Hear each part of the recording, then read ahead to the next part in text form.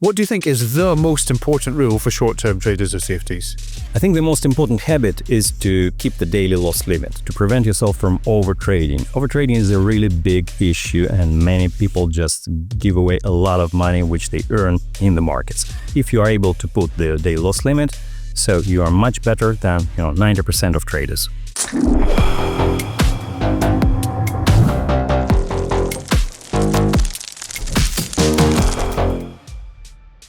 Hello traders, and welcome back to Trading Talks from Exness. Last week's episode we talked about the perils that can occur around economic news and the losses that can result from that. Now this week we're going to be talking about rules, and specifically one critical trading rule in the experience of us as traders. If you haven't done so already, I encourage you to subscribe, turn on notifications so that you'll always be aware immediately when the next episode is coming out. I'm Michael Stark, Financial Content Leader, and here with me is Stanislav Bernukhov, Senior Trading Content Specialist. Yeah, hello Michael, thank you for having me today. So before we get into your particular key rule, I think we want to lay some context. Why do we have rules? Why do we set rules as traders? Because when we are occupied by trading, so when we are in the process, so we can easily forget some guidelines, what we need to do, because we get emotional response, and the rule is our anchor. It gets back in the process, so we get back in the process using rules. And in the heat of the battle, in other words, so you might easily lose your edge unless you have a strict set of rules. So that's the main reason, I think. So in other words, we want to be systematic. We want to maintain our expectancy within the positive zone. So rules help us do that. So they are our anchors, they're our guidelines or guardrails, if you will. And massively reduces stress. I mean, coming back to the previous example about cooking, and you used the example a few weeks back about training and strength training. If every single time you cook using onions, you cut the onions in a different way, it's going to be unnecessarily inefficient and possibly stressful if you're cooking for a group. The same principle in trading. If you do something the same over and over again and it more or less works, then it just reduces the amount of fatigue from decision making. Yeah. So can you give us an example of what you think is like one of the most useful rules that you use in your own trading, or possibly a common rule that many traders use and you think is a good example of a rule? So for active traders, for short-term traders, and many of the traders, the majority of them are active traders, I think the most important rule would be to set a daily loss limit to avoid overtrading. That's easier said than done, but in the past I used to overtrade, and I've given away so much money, you have no idea, so by violating this rule.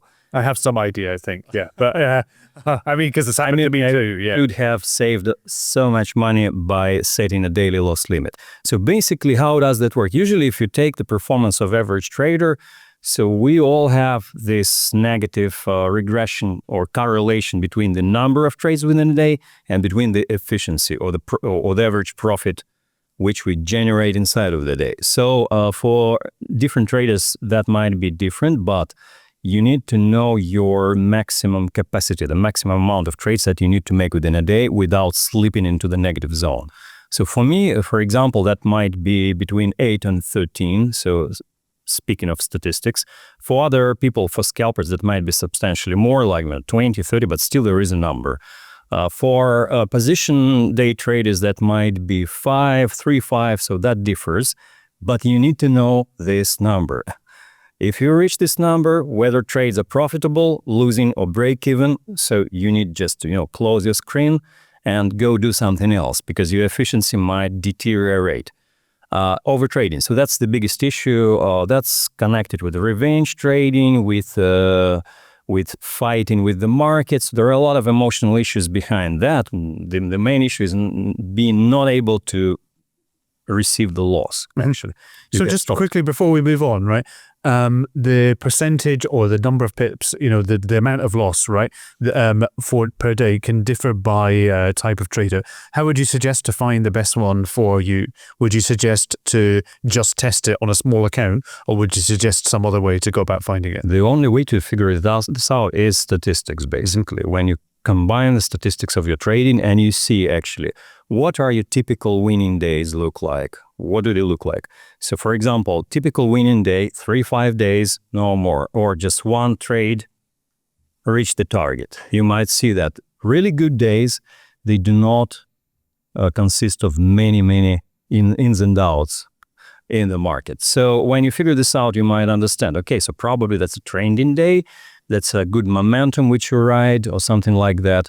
If you start going in and out, so probably that's a choppy market. That's a dodgy bar, dodgy candlestick, which is not moving anywhere. And if you start pushing within such days, so you can easily, give a lot of money back to the market. So explore your statistics, your shape of the average winning day, the shape of the average losing day. So you might figure out that there is a time then you need to say, okay, so that's enough. So probably that's the day with no direction. So I need to step back. I need to come back tomorrow. Markets will get back tomorrow. Mm-hmm. So yeah, exploring your statistics. I think so that's kind of it. Because sometimes people might still in such choppy days, they can still make money. But finally, the amount of profit that you can capture within a day is still limited. Yes. No matter how active you are, that is still limited. The amount of good opportunities is still limited within the day. So you need maybe to take something and say that's enough. Yes, exactly. Yeah, it's always definitely possible to overtrade. So it follows, right? If you're setting a certain loss limit daily, you're also setting a profit limit.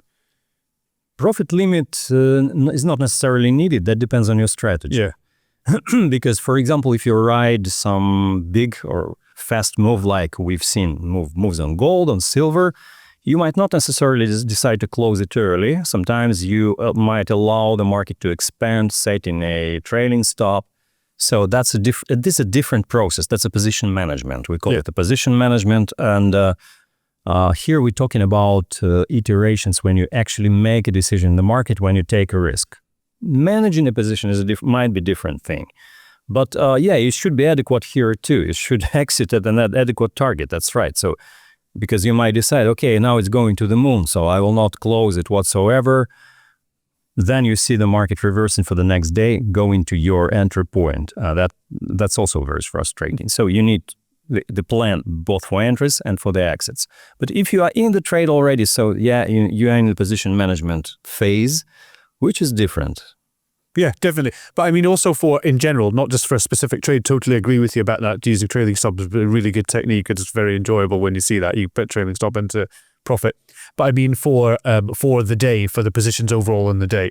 So for me, what I found has definitely worked is I'm not usually going to day trade, but if I did, and let's say I have a loss limit per day of 2%, for example, so the profit limit for the day is 3 to 4%. It could be, it's rare, but it could be that I make 4% of the balance in just one trade.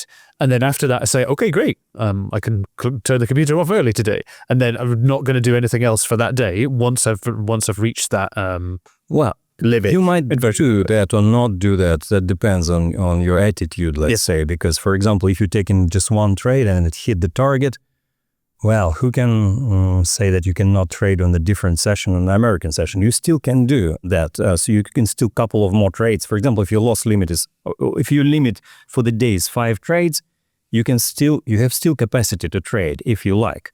But in many cases, that means that you captured the really good move and you make a perfect timing, so you made a good exit.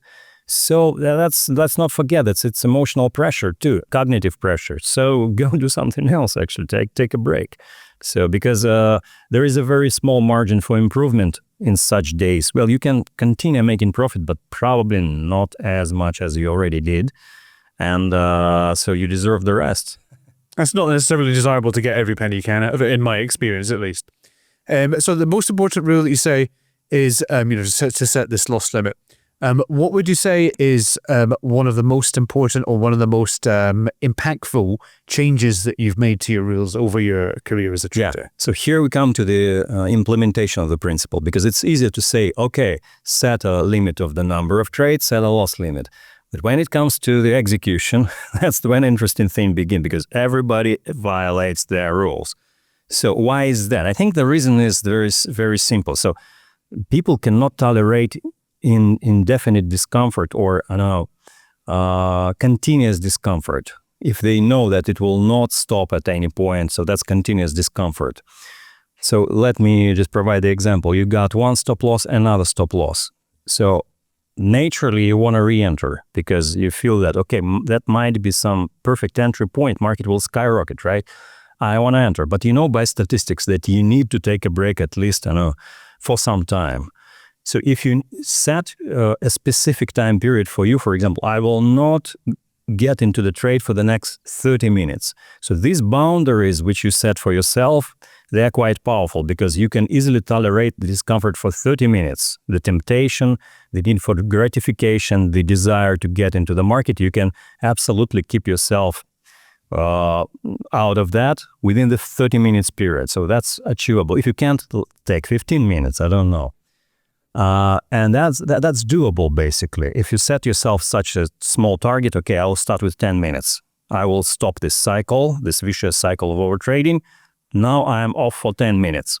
All right, the next day you might do, now I'm off for 30 minutes. Okay, so you can expand this period and finally you break the cycle. So it's not that you become the completely different person tomorrow, but you start improving your process step by step, like 10% better dealing with the overtrading. Next week you might be 15% better with that, 20% better with that. So step by step you develop this habit. The same, by the way, with position, with holding the position, because the temptation to close the position is one of the things that traders leave so much money on the table. So for example, you have a profitable trade, that's the same temptation. You want to get the money out, right? But you know that the target is not achieved yet. So you might also set yourself a boundary. Okay, for the next 1 hour, I will not touch this trade. That's doable, actually. So easier said than done, but doable. Yeah, that's 30 minutes. Okay, you can do 1 hour. Take 30 minutes, right? So that's doable. And that's the very simple psychological exercise which can help you become better position holder and better trader in terms of the person who avoids overtrading. So yeah, that's difficult. Who said that it would be easy? Otherwise, everybody would be doing that. Exactly, you're right. Yeah, it's just as I like to say. So thanks very much, Stan, for giving us your impressions, your insights. But thank you, Michael. And also thanks very much to our viewers for having watched. If you want to find out more about this topic or various others, then please click on the link in the description to go to the companion article on Exness Insights, where it discusses more about professional approach to trading. Thanks very much for joining us. And I would just remind you again, if you didn't do so already, please subscribe, turn on notifications so that you are notified immediately when next week's episode comes out.